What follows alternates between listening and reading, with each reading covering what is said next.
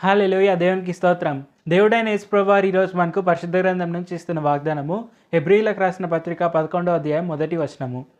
విశ్వాసం అన్నది నిరీక్షింపబడు వాటి యొక్క నిజ స్వరూపమును అదృశ్యమైనవి యున్నవనుటకు రుజువునై ఉన్నది. సో ఈరోజు మనకు దేవుడైన యేసు ప్రభువారు ఏం చెప్తున్నారు అంటే, మన విశ్వాసం ఏదైతే ఉందో అది మనము చూడలేని వాటి యొక్క నిజ స్వరూపము. మనకు అదృశ్యమైన వాటివి అవి ఉన్నాయి అని మనకు చెప్పడానికి రుజువు అని దేవుడైన యేసు ప్రభువారు మనకు చెప్తున్నారు.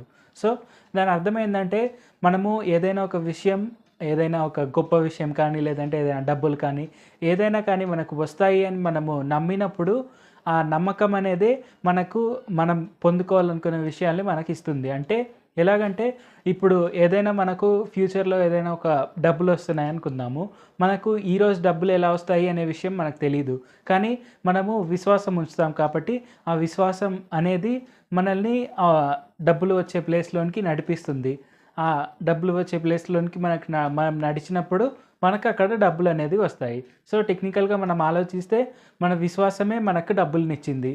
సో ఆ విధంగా మనము ఏదైనా విషయం పట్ల మన నిరీక్షణ కలిగి ఉన్నాము అంటే, ఆ నిరీక్షణ అనేది పొందుకోవడానికి మనకు విశ్వాసం అనేది చాలా గొప్ప విషయము. విశ్వాసం అనేది దాని యొక్క నిజ స్వరూపము. సో ఈ విషయాన్ని మనం అర్థం చేసుకోవాలి. అంటే మన జీవితాల్లో ఏదైనా రేపు రాబోయే సంగతి గురించి మనం ఈరోజు విశ్వసిస్తున్నాము అంటే, ఆ విశ్వాసం ఈరోజు మనకు రేపు ఆ వచ్చే ఒక ఆబ్జెక్ట్ కానీ, ఏదైనా కానీ మనం నిరీక్షిస్తున్న సంగతికి ఈరోజు ఉన్న విశ్వాసమే మన నిజ స్వరూపము.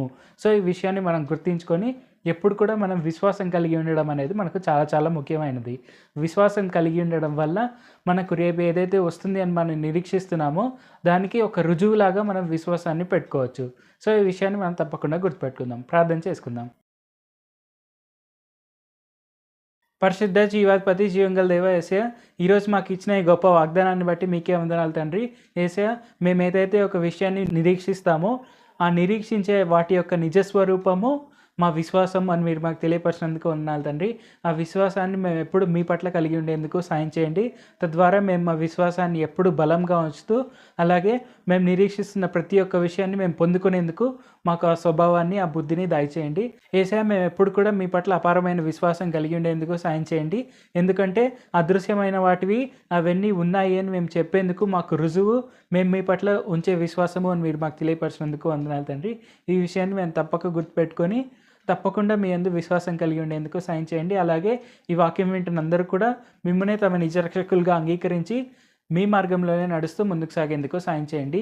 నజరేయుడైన యేసు నామములో ప్రార్థిస్తున్నాం తండ్రి. ఆమేన్. Thank you Jesus. దేవుడు మిమ్మల్ని ఆశీర్వదించును గాక.